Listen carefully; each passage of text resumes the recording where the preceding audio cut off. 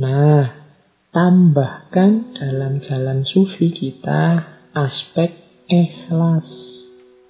Kalau ini di hampir semua sufi jadi keyword, jadi kunci. Ikhlas kalau menurut Kiai Soleh ada 3 jenisnya. Yang pertama ikhlasnya abidin, yang kedua ikhlasnya muhibbin, yang ketiga ikhlasnya arifin.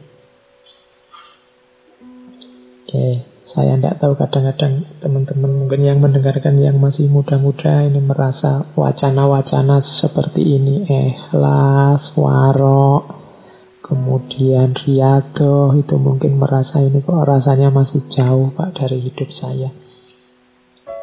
Rasa semacam ini sebenarnya juga sejenis godaan, sejenis was-was, seolah-olah kita yang masih muda ini masih belum saatnya. Tapi kalau tidak kita mulai sekarang, di belakang nanti ya perjuangannya lebih berat. Kalau pakai bahasanya para sufi, ini namanya wilayah yang hakiki. Jadi kenyataan hidup kita yang hakiki. Hidup yang sejati itu di sini. Kalau dalam bahasa Islam kan, inna lillahi wa inna ilaihi roji'un. Pada saatnya pasti kita nanti kembali ke Allah. Pada saatnya jatah umur kita akan habis. Dan yang akan berguna yang hakiki-hakiki ini. Insya Allah seumuran teman-teman belum tidak terlalu mudah untuk memulai. Ya dimulai dari sekarang, nanti akan semakin baik ke belakang. Coba teman-teman dibaca para sufi besar, dibaca kisah-kisah para ulama, termasuk Kiai Soleh Darat ini, coba dicek. Kiai Soleh ini pada usia seperti teman-teman sekarang, mungkin yang muda-muda, yang para mahasiswa sekitar 20 ke atas, itu Kiai Soleh sudah bisa apa, sudah mampu apa, sudah khatam kitab apa, sudah menjalani riyadhah apa. Dari situ nanti bisa kita bandingkan dengan hidup kita sekarang. Kita sudah sampai mana. Ya insya Allah tidak sehebat Kiai Soleh, makanya tidak apa-apa dimulai sekarang, jangan nunggu nanti. Sengaja saya angkat tema-tema yang agak timur, agak tasawuf belakangan ini, karena saya melihat situasi hari ini di luar serba banyak panasnya hawanya, baik hawa lahir maupun hawa batin kita. Mungkin sudah saatnya, mungkin Allah juga mengingatkan kita, saatnya untuk kembali ke dalam diri, saatnya untuk ilaihi roji'un. Bahkan Allah memberi isyarat yang sangat dahsyat dengan virus corona ini yang membuat kita mau tidak mau melakukan uzlah di rumah kita masing-masing. Ini bagi saya isyarat yang luar biasa dari Allah. Ayo segera membereskan diri kita.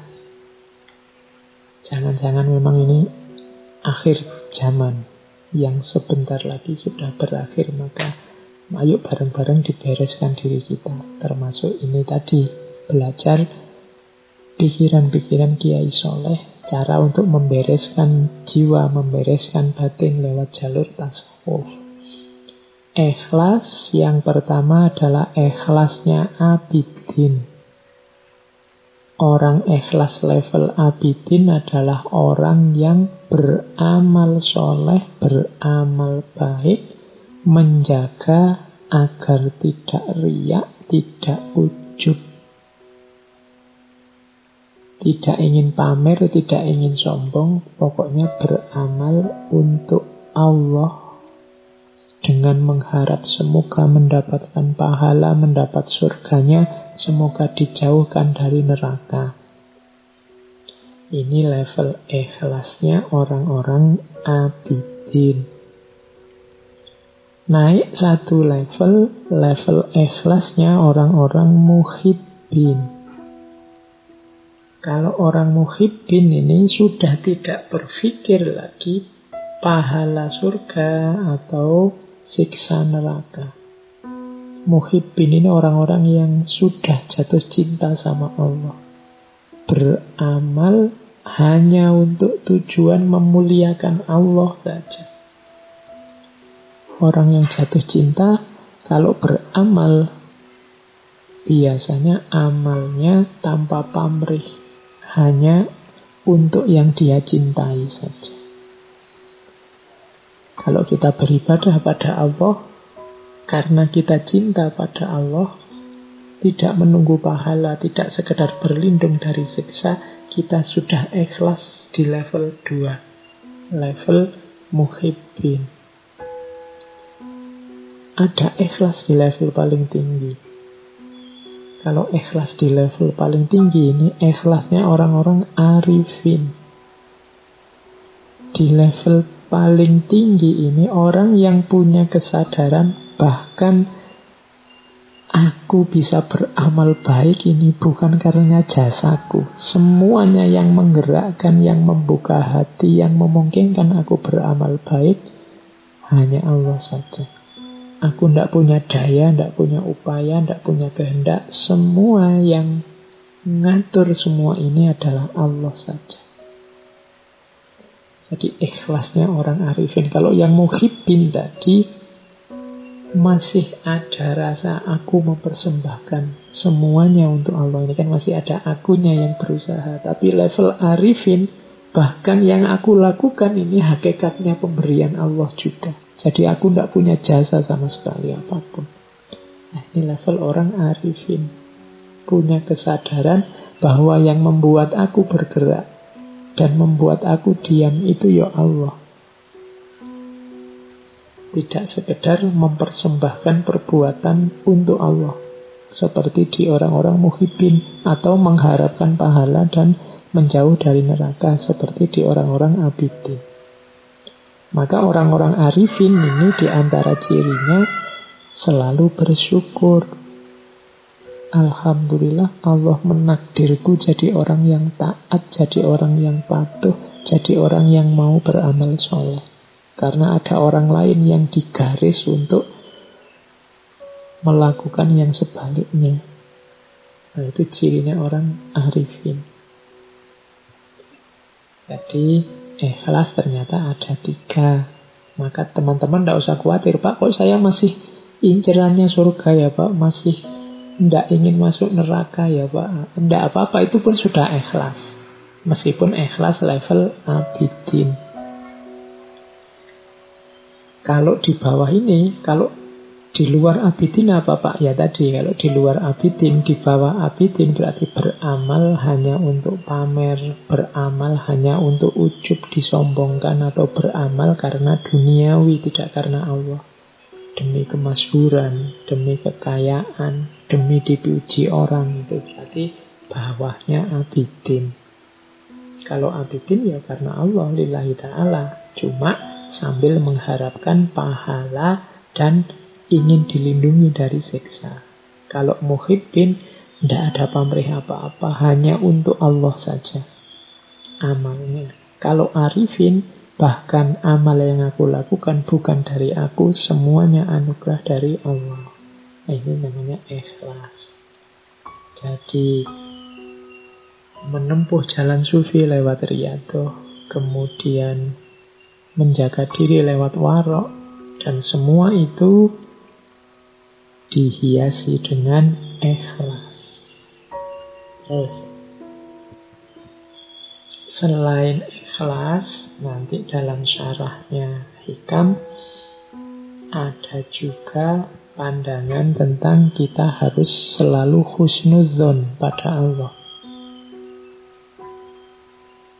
Biasanya kebutuhan husnudzon ini dirasakan saat kita dapat musibah, dapat bencana, dapat kesulitan. Banyak orang yang bertanya-tanya, apa salahku, apa dosaku, kok Allah tega memberikan cobaan ujian seberat ini. Nah, itu yang kurang apa? Kalau ada pandangan semacam ini berarti dia tidak husnudzon kepada Allah. Dianggapnya Allah punya motif buruk, punya niat buruk. Padahal Allah itu Rahman Rahim, Allah itu tidak cuma sayang pada kita, tapi maha sayang. Berarti pasti Allah tidak menginginkan yang jelek, yang sengsara, yang menyusahkan untuk kita. Hanya kita saja mungkin yang salah paham, atau kita sendiri yang milih susah, milih sengsara. Nah, husnudzon kepada Allah menurut Kiai Soleh ada 2 level. Ada level awam, ada level khawas. Kalau orang awam itu husnudzonnya adalah kalau dia dapat kenikmatan, kemudian dia merasa bahwa nikmat ini asalnya dari Allah semata. Nah, ini husnudzon level orang awam. Allah lah yang mewujudkan, Allah lah yang memberikan semua kenikmatan ini. Makanya cirinya, buahnya husnudzon di level awam itu syukur dan mengharap rahmatnya Allah. Jadi orang awam berhusnudzon pada nikmat yang diberikan oleh Allah. Nah, ada yang lebih tinggi, yaitu husnudzonnya orang khawas, orang-orang khos, yaitu yang melihat pokoknya Allah ini maha sayang, maha cinta kepada hambanya.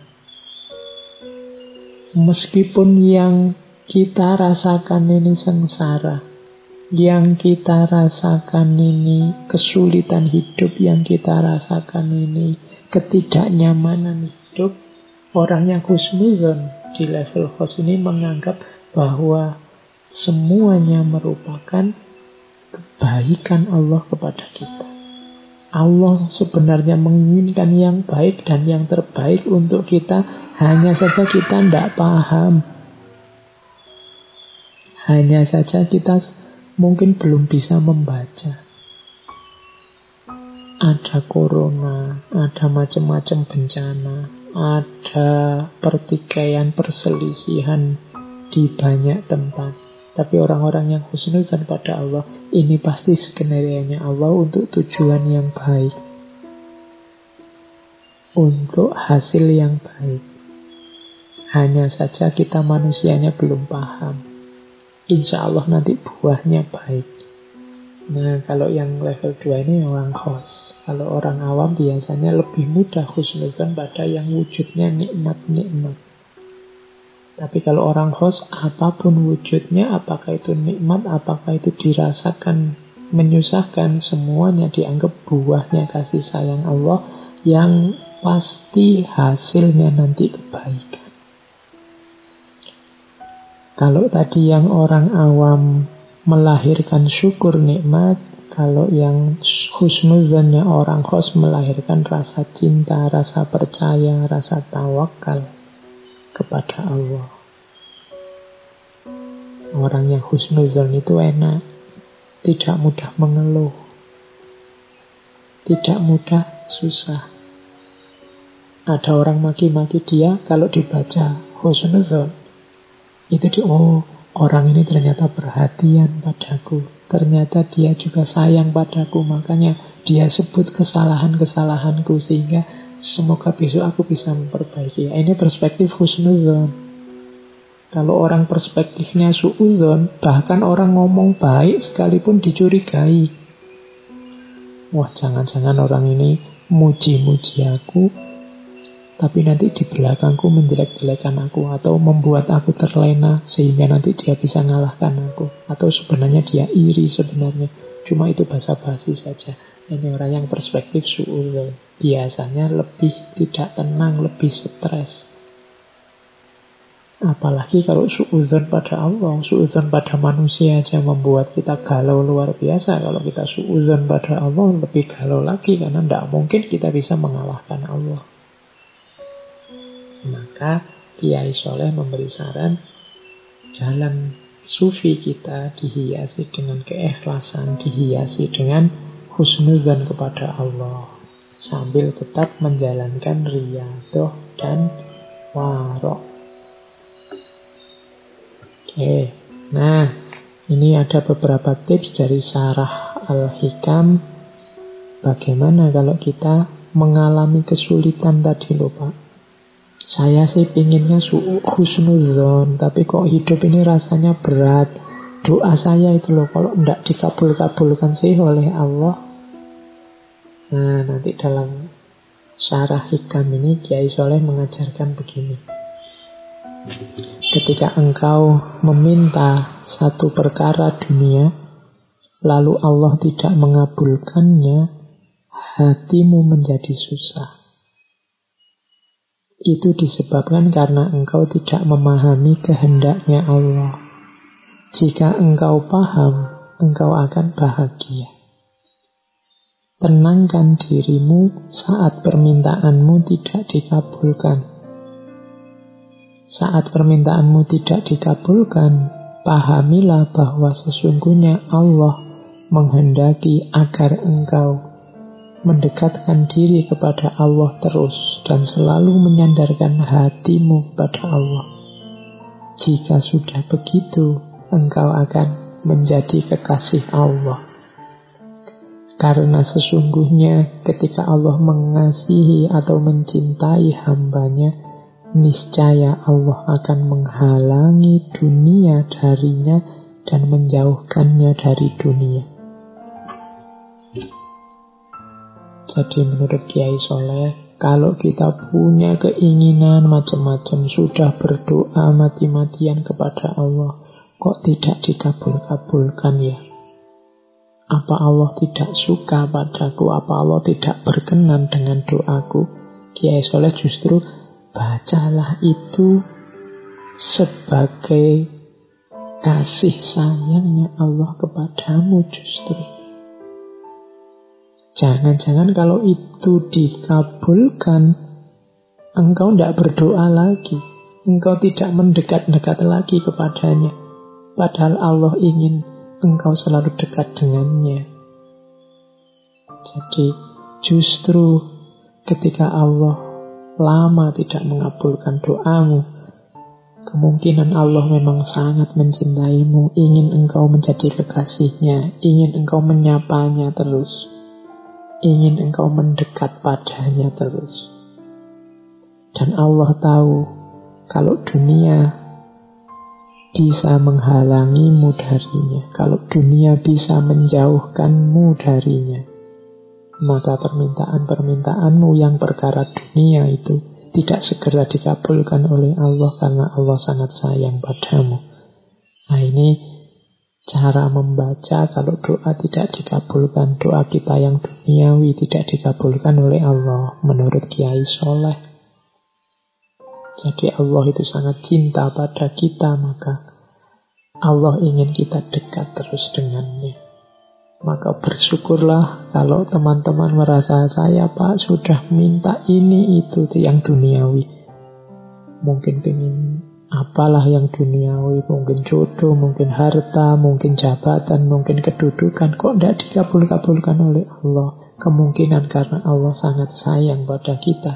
Karena Allah tahu dunia bisa menghalangi kita untuk dekat dengannya, bisa menjauhkan kita darinya.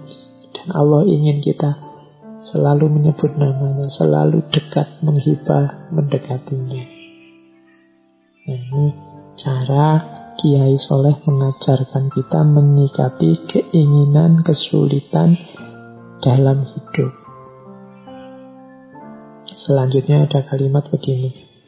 Apakah engkau mengetahui bahwa seorang ibu yang menyayangi anaknya pasti mencegah anaknya dari mengkonsumsi makanan yang berbahaya bagi kesehatan? Apakah engkau tidak mengetahui bahwa tabib yang mengobatimu, yang berbelas kasih terhadapmu, pasti akan mencegahmu dari mengkonsumsi makanan yang tidak patut engkau makan karena penyakitmu tadi? Padahal belas kasih Allah kepada hambanya itu melebihi belas kasih seorang ayah ataupun seorang ibu terhadap putra-putrinya. Ini penjelasan lebih jauh dari Kiai Soleh Sebagaimana ibu yang sangat sayang pada anaknya, tidak semua yang diminta anaknya akan dikabulkan, apalagi yang membahayakan kesehatan. Juga seorang dokter yang bertanggung jawab terhadap pasiennya, yang sayang terhadap pasiennya, pasti akan mencegah kita melakukan hal-hal, memakan apapun yang merusak kesehatan kita. Jadi memang isinya larangan. Dokter itu kan melarang makan ini, melarang makan itu. Ibu juga begitu, anaknya tidak boleh ini, tidak boleh itu. Tapi larangan ini adalah simbol kasih sayang. Penolakan, tidak mengabulkan permintaan, ini sebenarnya simbol kasih sayang. Karena orang tua tahu bahayanya apa buat anaknya, dokter tahu bahayanya apa buat pasiennya. Persis seperti itulah bukti sayang Allah pada kita ketika Allah tidak mengabulkan doa kita persis seperti yang kita inginkan. Allah lebih tahu yang berguna, yang baik, yang bermanfaat untuk hidup kita. Di situ justru tampak kasih sayangnya Allah kepada kita. Nah, ini syarahnya Kiai Soleh terhadap Al-Hikam. Jadi ini makanya teman-teman tidak perlu galau kalau ada keinginan yang belum terkabulkan. Kalau ada cita-cita sudah lama berdoa kok ya ndak jalan-jalan, kok ya ndak dikabul-kabulkan. Kita hanya fokus pada dunia, kita lupa bahwa di balik doa yang tidak terkabul tersembunyi kasih sayang Allah yang sangat dalam pada kita. Keinginan kita itu kan hasil kalkulasi akal, keinginan, hasrat, nafsu kita yang bisa positif, bisa negatif karena terbatas daya jangkau akal kita. Tapi kalau Allah pasti tahu sampai detail, sampai mana manfaat dan mudaratnya untuk hidup kita. Jadi kadang-kadang memang sama Allah ya tidak dikabulkan 100% begitu saja. Karena Allah tahu kalau dikabulkan begitu saja justru jangan-jangan mudarat pada kita. Lah tapi Pak, ada itu orang yang hidupnya nakal, tidak pernah berdoa, ibadah apalagi. Tapi lah kok enak terus. Apakah itu juga menunjukkan Allah sayang pada dia? Nah, itu nanti selanjutnya ada kalimat juga dalam syarah Hikam. Katanya Kiai Soleh, kalau situasinya semacam itu, takut dan khawatirlah jika dianugerahkan nikmat kepadamu, sementara engkau selalu melakukan perbuatan maksiat, melanggar perintahnya. Takutlah jika nikmat itu adalah sebentuk istidrojnya kepadamu, jika engkau tidak menyadarinya. Jadi yang merasa Pak saya itu mungkin disayang Allah Pak, saya tidak pernah doa itu, tapi keinginanku terkabul terus, apa yang saya inginkan itu wujud terus. Iya, itu bisa memang kasih sayang Allah yang tidak terbatas, atau jangan-jangan itu istidraj darinya. Tetap kita harus hati-hati. Jangan-jangan Allah tidak ingin kita mendekat-dekat padanya, sehingga pokoknya kita mau apa diberi, biar kita tidak sempat ingat Allah, tidak sempat ingin mendekat, tidak sempat ingin berdoa khusyuk, wong yo kebutuhan kita terpenuhi terus. Jadi itu namanya istidraj. Kita juga harus hati-hati. Kemudian introspeksi. Takut dan khawatirlah, katanya Kiai Soleh. Karena apa-apa itu kan harus direnungi sampai dalam sebab akibatnya. Kadang-kadang kita ini merasa, wah saya ini mungkin lebih disayang oleh Allah dari dia. Dia hidupnya sulit terus, sementara aku lancar terus. Bisa jadi kenyataannya kebalikannya. Dia sangat disayang oleh Allah, makanya secara dunia dia sulit terus, sehingga dia berdoa terus, ingin mendekat terus ke Allah biar kesulitannya terselesaikan.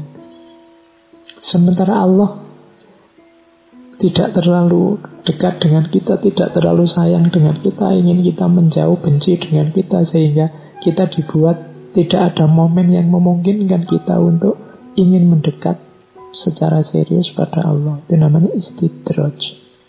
Cuma kadang-kadang kita tidak sadar ini. Nah, ini syarah dari Kiai Soleh terhadap Al-Hikam.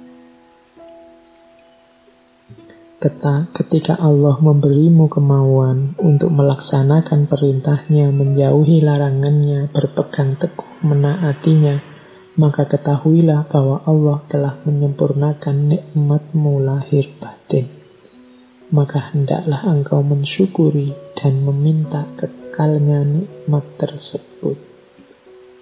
Ini selanjutnya Kiai Soleh menasihati kita, sudahlah keinginan-keinginan duniawi tidak perlu dikejar sampai sebegitunya. Diminta berdoa ya oke. Kalau tidak dikabulkan tidak usah galau. Ada yang lebih penting. Yang lebih penting apa? Kemauan untuk melaksanakan perintahnya, menjauhi larangannya, taat pada Allah. Ini justru yang paling penting. Mintalah selalu untuk dianugerahi Allah kemauan untuk menjalankan perintah, menjauhi larangan. Ini anugerah yang paling nikmat. Kalau Allah sudah menganugerahi ini, katanya Kiai Soleh, berarti Allah telah menyempurnakan nikmatmu lahir batin. Kalau kita masih mau sholat, masih mau puasa, masih mau zakat, masih mau sholat malam, alhamdulillah, inilah anugerah yang luar biasa dari Allah yang harus disyukuri. Tapi kalau permintaan-permintaan lain, doa-doa yang lain yang sifatnya duniawi, tidak harus terlalu dirisaukan. Jadi ini keinginannya Kiai Soleh agar kita lebih serius mendekat kepada Allah, tidak lagi tertipu oleh hal-hal kenikmatan-kenikmatan duniawi yang sementara, tidak lagi galau oleh kenikmatan-kenikmatan duniawi yang justru menjauhkan kita dari Allah, menjauhkan kita dari kedekatan kepada Allah.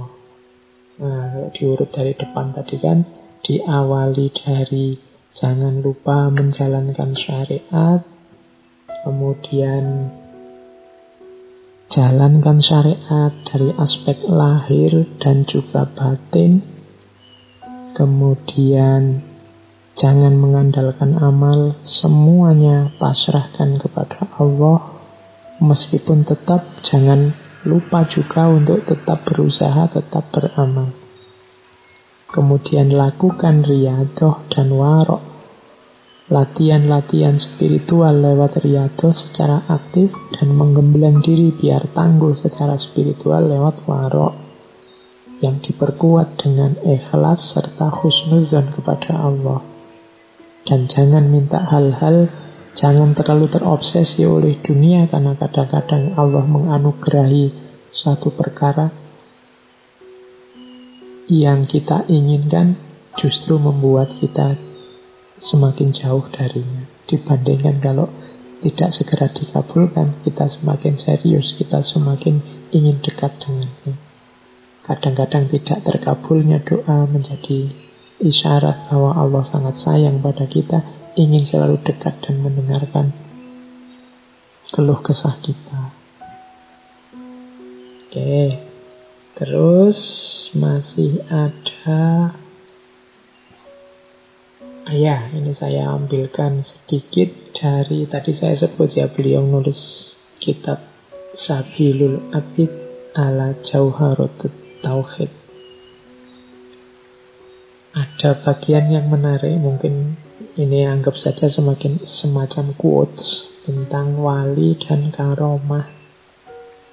Orang-orang yang dicintai Allah itu kan kadang-kadang diberi karomah-karomah, kemampuan-kemampuan luar biasa. Saya melihat ada beberapa yang agak skeptis tentang fenomena karomah ini, hal-hal luar biasa yang dilakukan oleh para kekasih Allah. Ada yang bilang Nabi aja tidak begitu.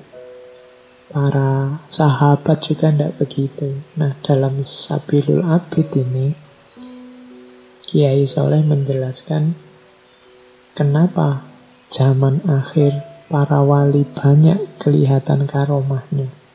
Dan kenapa zaman sahabat dan tabi'in tidak seperti itu. Kiai Soleh menjelaskan begini. Karena manusia di akhir zaman ini dhaif keyakinan agamanya, maka mereka didampingi oleh para wali dengan karomahnya agar semakin kuat keyakinan agamanya dan patuh kepada orang soleh. Semoga dengan demikian generasi zaman akhir tidak mudah menghina para orang-orang soleh. Berbeda dengan orang-orang zaman al-awwalin, periode sahabat dan tabi'in, yang dalam hidupnya masih sangat kuat keyakinannya kepada orang-orang soleh, sehingga karomah para wali tidak terlalu penting diperlihatkan. Apalagi zaman sahabat, di mana Rasulullah masih hidup bersama mereka. Ini salah satu petikan dari kitab Sabilul Abid yang menjelaskan kalau ada orang tanya, loh, para sahabat itu loh, tidak punya karomah aneh-aneh, tidak seperti para wali tertentu yang kita baca kemarin-kemarin kan waktu kajian-kajian sufi kan banyak karomah-karomah para sufi ini. Kiai Soleh juga dikenal banyak cerita-cerita karomah tentang beliau. Suatu ketika beliau itu pernah jalan kaki menuju Semarang. Tiba-tiba ada Belanda bawa mobil lewat, nyalip beliau. Tapi begitu menyalip beliau, mobilnya mogok, macet, tidak bisa jalan.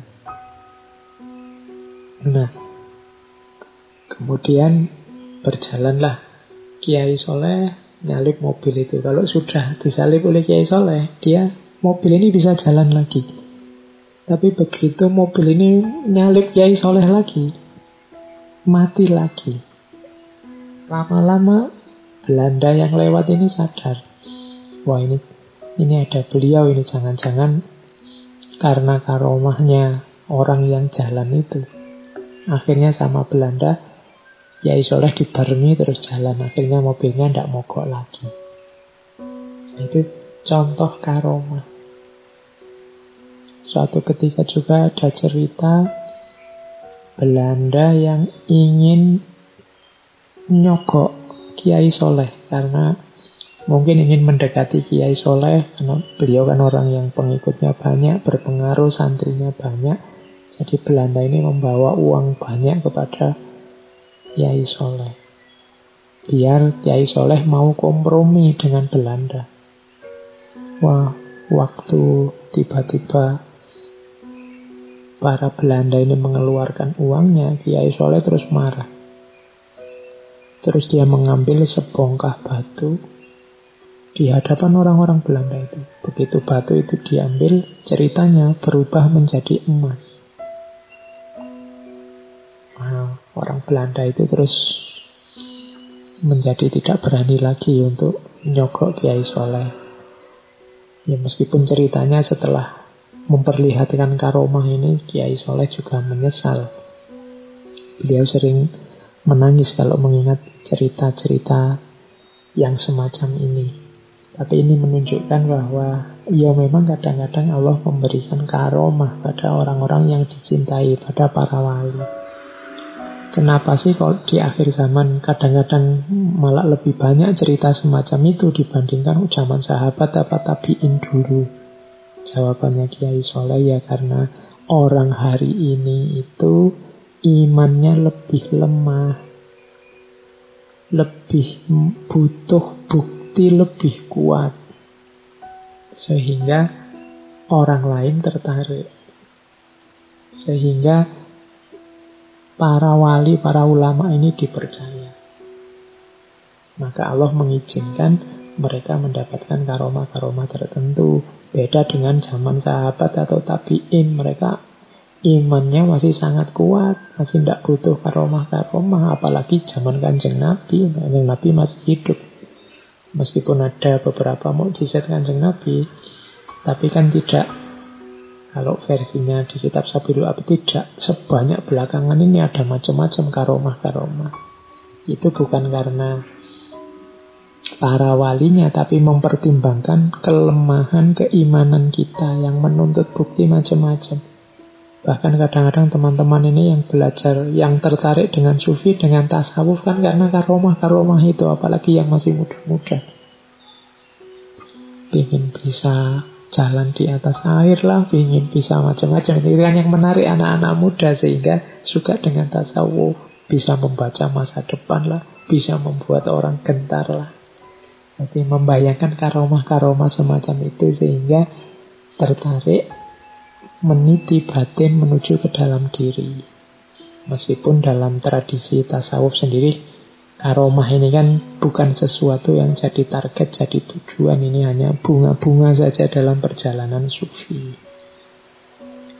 Oke, saya kira itu ya teman-teman, sedikit gambaran tentang gagasan-gagasan Kiai Soleh Darat As-Samarani. Monggo yang tertarik untuk belajar lebih dalam. Kelihatannya kalau hari ini buku-bukunya sudah banyak yang diterjemah, banyak yang sudah ditranslate dalam tulisan Latin, tidak lagi background. Hari ini itu kan tergantung kemauan saja. Asal mau, niat, nawa itu sarananya banyak. Bahkan ustadz-ustadz, guru-guru kan sekarang juga sudah banyak yang turun gunung. Bisa diikuti kajiannya. Tidak harus ke pondoknya, bisa lewat YouTube, lewat medsos-medsos yang mereka gunakan. Jadi monggo lah, cari ilmu sekarang jalannya banyak. Silahkan diperdalam ya. Kalau untuk ngaji ini kan terbatas. Ini hanya memperkenalkan saja, menunjukkan saja satu dua. Semoga ada manfaatnya buat teman-teman semua. Baik, saya kira itu teman-teman kajian kita malam hari ini. Kurang lebihnya mohon maaf. Wallahul muwaffiq, wallahu a'lam bishawab. Wassalamualaikum warahmatullahi wabarakatuh.